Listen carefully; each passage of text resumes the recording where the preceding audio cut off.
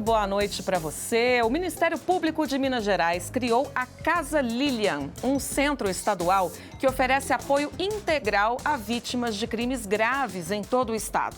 No Entrevista Coletiva de hoje, a gente vai falar sobre esse espaço que atende vítimas de crimes sexuais, feminicídio, homicídio, racismo e outras formas também de discriminação. Quem está com a gente hoje é a coordenadora do órgão, Ana Tereza Giacomini.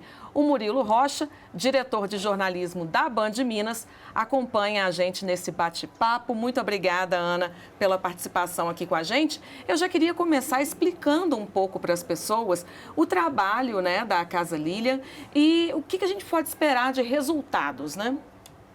Bom, primeiramente agradecer pela oportunidade de estar aqui hoje, dar boa noite aí a todos os ouvintes que estão nos acompanhando. Dizer que é uma satisfação estar aqui, logo agora que acabou de acontecer a inauguração da Casa Lilian, que realmente é um marco que nós temos no sistema de justiça em termos de acolhimento às vítimas.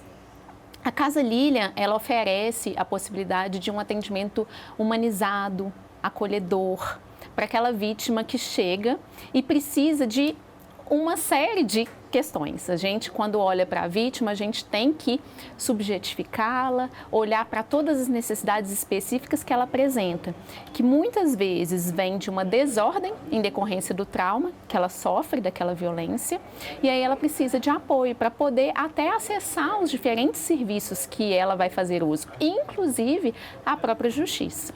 Então, a Casa Lilian, ela vai se prestar a ser esse espaço com a possibilidade de um atendimento por uma equipe multidisciplinar, que vai então receber essa vítima, elaborar junto com ela um plano de atenção para ela a partir das necessidades específicas que são observadas e promover diferentes encaminhamentos de rede, seja para a rede pública, né, para a saúde, para a educação, seja para a rede de parceiros que a gente constrói. Temos várias parcerias já construídas e várias em evolução, inclusive com universidades, seja para aquilo que ela vai demandar do próprio sistema de justiça.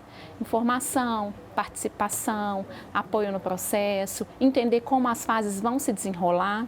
O que a gente quer com a Casa Lilian? A gente quer que a vítima que a gente está atendendo, ela possa ter aquele sofrimento, ao menos minimizado, que ele seja um pouco mais suportável e, ao mesmo tempo, que o processo da busca pela justiça, que se torna um fator de importância para aquela vítima, não seja também mais pesado do que o próprio crime. Agora, promotora, eu queria que a senhora conseguisse detalhar um pouco mais, assim, para quem estamos assistindo, que vítima é essa?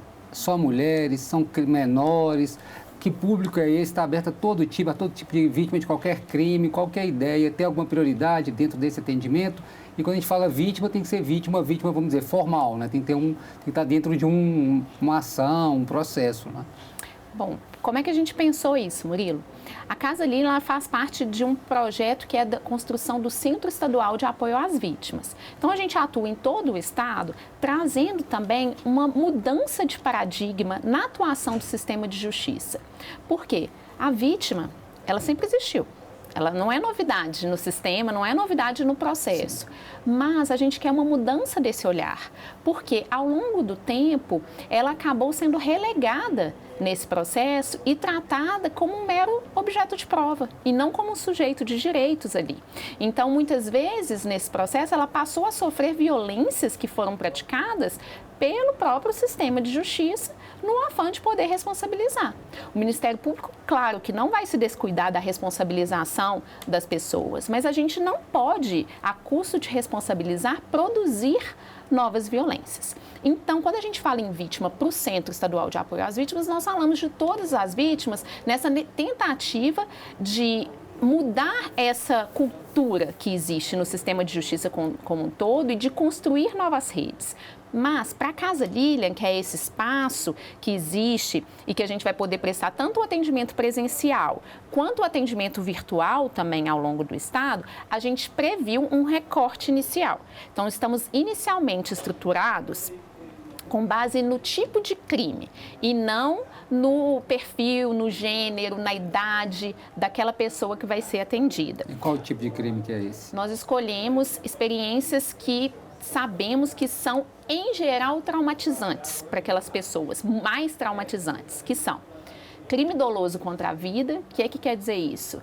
Na maioria dos casos, homicídio, feminicídio incluído, e aí a gente atua tanto quando ele é consumado, quando a pessoa realmente morre, quanto ele é tentado. No caso do consumado, a gente vai atuar porque a gente atua também com as vítimas indiretas. Então, no nosso conceito de vítima, vítima não é só aquela que sofreu diretamente a lesão, mas também aquela que foi indiretamente afetada, como, por exemplo, os familiares. Aí, além do crime doloso contra a vida, a gente atua na violência sexual, e aí tanto de crianças, adolescentes, pessoas adultas, homens e mulheres, enfim, estamos lá para poder atender independentemente de gênero mesmo. E os crimes de ódio, LGBTfobia, intolerância religiosa, racismo. Em todos esses casos, a gente atua para qualquer pessoa, independentemente de classe, gênero, idade, que realmente procure o nosso atendimento. O objetivo maior, pelo que eu entendo, então, é evitar a revitimização da vítima, né, das pessoas ali que estão envolvidas, no processo da busca pela justiça, da busca pelo acolhimento. Que erros, por exemplo, são esses, né, que as pessoas ainda enfrentam no sistema no Brasil? É possível dar exemplo para a gente? Sim. Quando a gente fala em revitimização, a gente está falando numa violência que a gente fala que ela é secundária, né? Uma vitimização secundária que ela sofre. A gente tem a primária, que é aquela que aconteceu já com o crime. A gente também atua nesses efeitos que são da primária, né? Então, por exemplo, se a vítima chega com uma questão psicológica, nós vamos promover esse encaminhamento. Uma questão de saúde, da mesma forma, nós vamos promover também um encaminhamento, enfim, e atuar com ela. Mas para a gente é muito caro que não haja vitimização secundária, que é aquela que os próprios órgãos que deveriam estar ali para proteger, para dar respostas, acabam reproduzindo ou praticando novas violências. E essa, pra gente, a gente precisa, né, fazer o dever de casa. Sim. Muito primeiro. E aí, como que a gente vai, né? Como que isso pode acontecer? Você pergunta de um exemplo. A gente tem um caso emblemático, que é o da Mariana Ferrer, né? Que é uma vítima de violência sexual, que está, então, no momento da audiência. E aí ganha uma repercussão nacional, né? Porque naquela época da pandemia as audiências estavam sendo gravadas. E ela, então, naquele momento em que ela está na audiência, ela começa a ser questionada, enfim, daquela maneira que ganhou, então, a repercussão em razão daquilo ali que ela estava vivenciando. E hoje, inclusive, já há condenação, né, pelo próprio CNJ, entendendo que o ato não foi adequado, que não foi observado de forma correta. Então, quando é que a gente está violentando essas pessoas e cometendo violência institucional? Quando a gente está ou inquirindo de forma desnecessária a vítima, muitas vezes trazendo questões que estão alheias ao processo e que dizem respeito só à esfera privada dela, que não deveriam estar ali e que são levadas ainda, muitas vezes, nessa questão do estereótipo, da culpabilização da vítima com a minimização da conduta do agressor. E hoje a gente já tem alguns avanços para além da questão, por exemplo, da legislação, que foi resultante até desse caso, que hoje em dia né, você não pode fazer isso, está previsto em lei essa vedação. A gente também teve avanços nos próprios julgamentos dos tribunais superiores. Então, hoje nós temos uma DPF que foi recentemente publicada, a 1107, salvo engano, que fala justamente disso, que você não pode trazer a exposição de uma vítima de violência dessa história pregressa da vida dela que não diz respeito aos autos, Sim. que você traz apenas para desqualificar. Mas, Ana, e quando a injustiça, vamos dizer assim, né, ela é cometida por uma falha na estrutura? Vou te dar um exemplo. A gente tem aqui muitas mulheres que às vezes procuram a justiça vítimas de uma agressão, né, por parte do marido, pedem uma medida protetiva. Elas encontram às vezes dificuldades, barreiras de acesso, não conseguem aquele atendimento, né?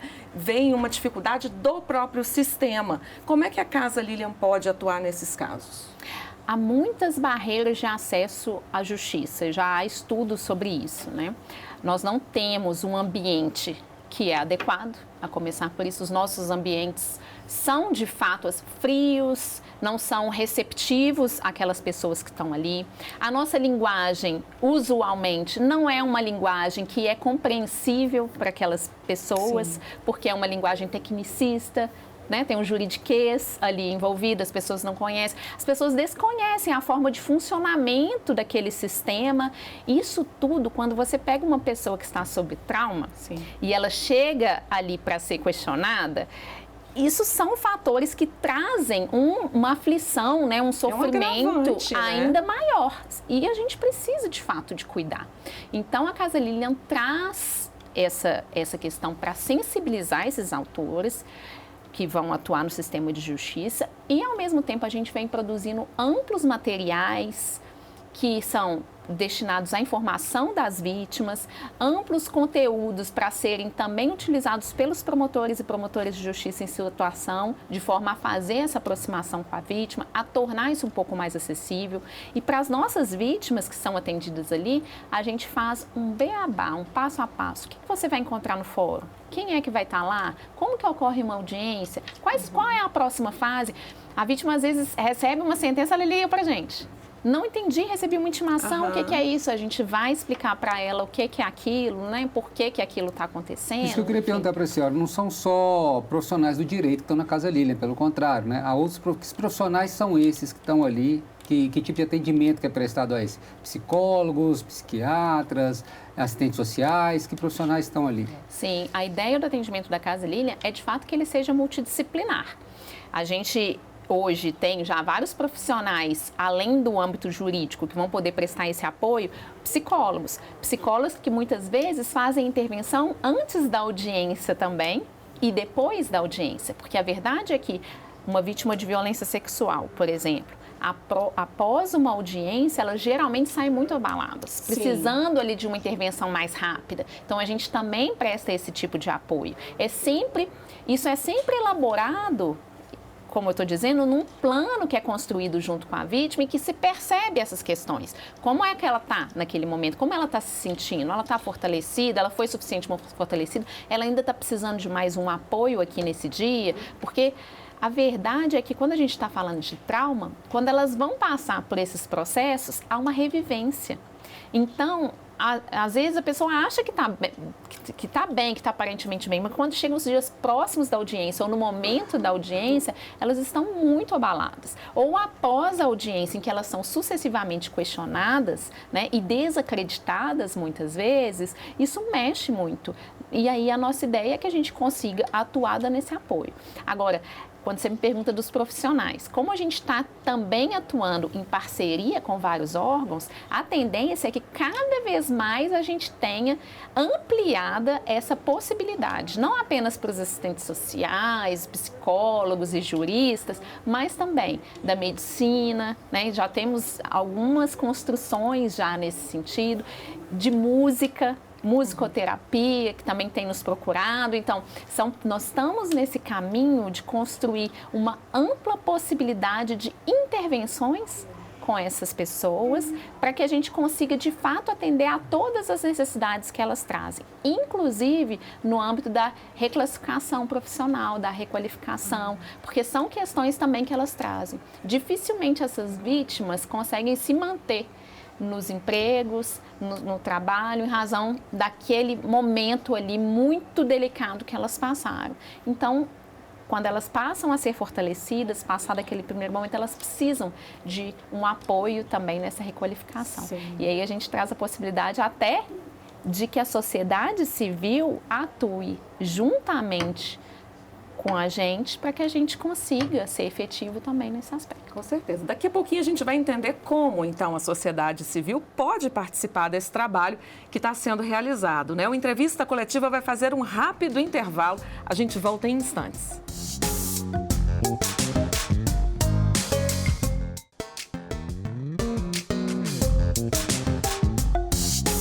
Estamos de volta com Entrevista Coletiva, hoje com a coordenadora da Casa Lilian, que foi inaugurada aqui na capital e atende muitas vítimas de violência. Vamos dar continuidade aqui então, né, Murilo? Promotora, eu queria que a senhora explicasse, por exemplo, eu vi lá que as vítimas, por exemplo, da tragédia de Brumadinho, foram até homenageadas lá na Casa Lilian, né, que tem um nome de 2 dessas vítimas lá. E isso diz muito do que a senhora falou, da atenção aos parentes, né, porque ali nós somos das pessoas que perderam seus entes naquela tragédia da Vale. Eu queria que a senhora falasse um pouco dessa questão lá de Brumadinho. A senhora foi promotora em Brumadinho também, porque ali eu acho que também há essa questão da demora por justiça, né? Já temos, e isso cria nas pessoas, eu, né, por uma questão profissional também convivo com várias dessas pessoas, estou sempre conversando com algumas dessas vítimas, e esse desespero, assim, né, por uma resposta da justiça. Como é que tem sido essa relação com essas vítimas da tragédia de Brumadinho e essa homenagem que vocês fizeram lá na Casa Lilian? Interessante essa pergunta, porque ela traz para a gente aquilo que a gente não pode esquecer, que de fato o caminho pela justiça, ele pode ser muito violento para aquelas pessoas. Então, quando a gente fala de Brumadinho, mais de 5 anos se passaram, o que a gente teve de avanço em termos de justiça no processo criminal? Nada. Né? Falta um mundo de um caminho ainda para que a gente, de fato, consiga ter uma resposta ali. Nós que somos do direito e que vemos as fases que ainda têm que ser desenvolvidas, sabemos que está longe de se findar. E aí, a gente precisa, enquanto de sistema de justiça, para além de pensar o que podemos fazer para evoluir nisso, para além das leis terem que pensar também nesses casos, o legislativo, né? O que pode ser feito de diferente para que isso não aconteça? Porque as pessoas estão morrendo antes de ver a justiça acontecer, o que não poderia ser cabível, né? O que é um absurdo. Enfim, seja a resposta que virá, né, do sistema de justiça, ela não pode simplesmente vir ou nunca vir, né? Porque aí nós estamos num estado de absoluta impunidade, né? E isso, a questão da justiça, ela de fato, e hoje tem muitos autores que vêm discorrendo sobre isso, temos condenações inúmeras da Corte de Direitos Humanos que falam sobre isso. A impunidade, o direito a que não haja impunidade é um direito das vítimas. A gente precisa encarar isso, de fato, então, como direito das vítimas, propondo as mudanças que sejam necessárias. E, ao mesmo tempo, cientes de que isso tentando pensar, então, o que nós podemos promover para essas famílias que possa trazer um pouco mais de dignidade para poder enfrentar tudo isso. Porque hoje o que há é simplesmente, não, o processo é assim e vamos deixar para lá. Essas pessoas estão precisando de um acompanhamento psicológico. Quem é que está fornecendo esse acompanhamento psicológico para essas pessoas? Essas pessoas estão precisando de um apoio jurídico. Quem é que está fornecendo? Porque nós estamos falando de milhares. Porque se são 270, né, 272, em razão das 2 joias que estavam na barriga, se são esses números, imagina a infinidade de números que nós temos de familiares. Esse número é muito maior. Porque a gente vê em todos esses processos criminais, dentro disso que a gente está falando, assim, para as vítimas, os parentes das vítimas, que também são vítimas, né? Enquanto o caso não tem uma decisão da justiça, é uma revivência daquele caso permanente, né? Eles estão, é como se a gente conversa com eles e fala, olha, é como se a barragem rompesse toda semana, né? Não chega a um fim o caso, né? Imagino que eles procurem muito esse tipo de assistência lá, né? Para entender o processo, o que eles devem fazer. Sim, né? Eles falam, né? Todo dia é dia 25. Né? Todo dia se torna o dia 25. Porque você não vê, né? Você tá, essa questão, especialmente quando a gente fala de luto, né? De pessoas, familiares que perderam a pessoa, as vítimas indiretas de homicídios, né? E de feminicídios, enfim, de crimes dolosos contra a vida. Há uma dor que é causada pelo delito, que é essa questão da perda da vida, que produz na pessoa consequências em razão daquele luto que ela tem que sofrer, mas que são diferenciados ainda quando ela exige uma reparação da justiça, porque aquela morte não foi uma morte natural, ela foi uma morte violenta. Então, a gente teve, inclusive, um estudo que a gente fez de um projeto que foi desenvolvido para poder atuar com as vítimas indiretas do feminicídio, especificamente, mas que vale também para esse caso.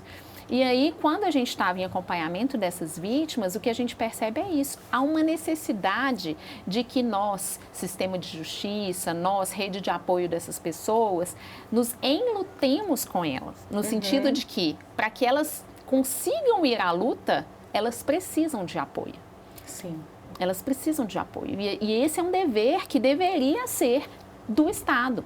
A vítima deve ser encarada como uma destinatária de política pública.